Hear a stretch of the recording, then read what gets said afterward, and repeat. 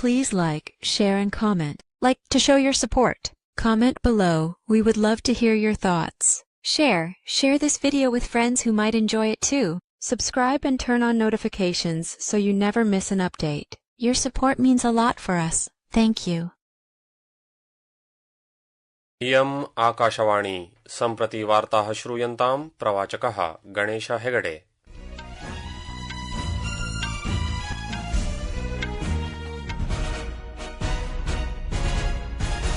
अथ वार्ताः। मंगोलिया देशस्य राष्ट्रपतिः खुरेलसुख उखनावर्यः अद्य प्रधानमन्त्रिणा श्री नरेन्द्र मोदिना सह वार्तां करिष्यति। उभयपक्षौ द्विपक्षीय सम्बन्धानां समीक्षां च करिष्यतः।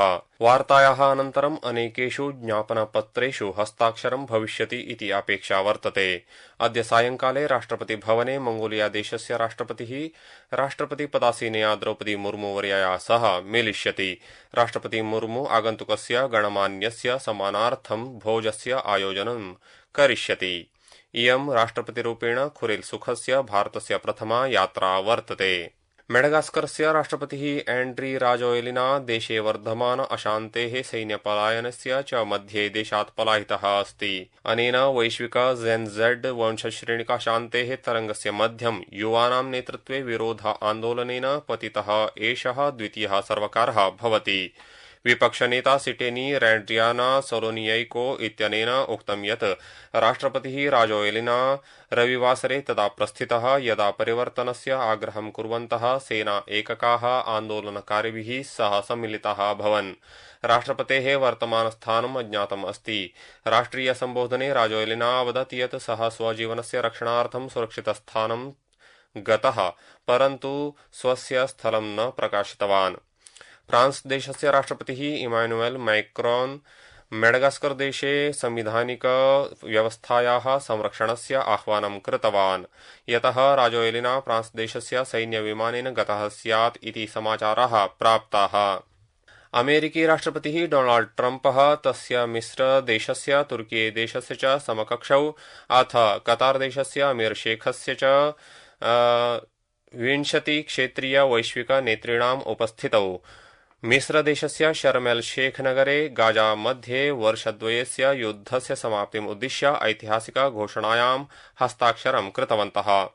गतरात्रौ शर्म एल शेख शान्तिशिखर सम्मेलने एतत् हस्ताक्षरं जातम्। शिखर सम्मेलने वदन् राष्ट्रपतिः ट्रम्पः अवदत् यत् एषः विश्वस्य कृते मध्यपूर्वस्य च कृते अत्युत्तमः स्मरणीयः दिवसः वर्तते। सः प्रादेशिक नेतृभ्यः तेषां सम्मानार्थं धन्यवादं दत्तवान्। अमेरिकी राष्ट्रपतिः डोनाल्ड ट्रम्पः इजिप्ट देशे शर्म एल शेख शिखर सम्मेलने स्वस्य भाषणस्य समये भारतस्य प्रशंसाम् अकरोत् अथ प्रधानमन्त्रिणं श्री नरेन्द्र मोदिनम् अत्युत्तम सुहृत् इत्यपि उक्तवान्। डोनाल्ड ट्रम्पः उक्तवान् यत् भारतम् एकः महान् देशः यस्य एकः अतीव उत्तमः सुहृत् प्रधानमन्त्री श्री नरेन्द्र मोदी शीर्षस्थाने कार्यं कुर्वन् अस्ति। राष्ट्रपतिः ट्रम्पः पाकिस्तान भारतयोः सम्बन्धेषु आशावादं प्रकटितवान्। दिल्ली सर्वकारेण दक्षिण रिज क्षेत्रस्य प्रायः 41 वर्ग किलोमीटर मितः प्रदेशः आरक्षितं वनम् इति घोषितः। दिल्ली मुख्यमन्त्री रेखा गुप्ता उक्तवती यत् राष्ट्रराजधान्याः प्रदूषणात् रक्षणाय स्थायीरूपेण पर्यावरणस्य सुदृढीकरणाय च एषः निर्णयः कृतः। सा अवदत् एतादृशेषु वनक्षेत्रेषु मुक्तभूमौ सर्वकारः देशीयवृक्षान् रोपयिष्यति, येन मृत्तिकायाः उर्वरता वर्धते, पर्यावरणं च अधिकं सुदृढं भविष्यति। मुख्यमन्त्री अवदत् दिल्लीं प्रदूषणमुक्तं हरितं पर्यावरणसन्तुलितम् आधुनिक राजधानीं च कर्तुं सर्वकारस्य प्राथमिकता वर्तते।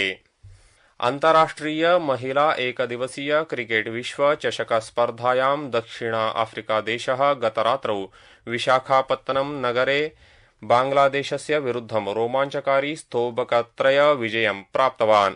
प्रथमं तावत् बांग्लादेशः स्वस्य 50 क्षेपचक्रेषु 6 स्तोभकहानौ 32-200 धावनाङ्कान् समार्जयत्।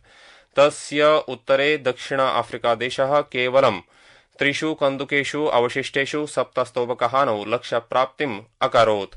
अनेन दक्षिणाफ्रिका दलं तृतीयस्थानं प्राप्नोति, बांग्लादेशः च 6 स्थाने वर्तते इति वार्ताः।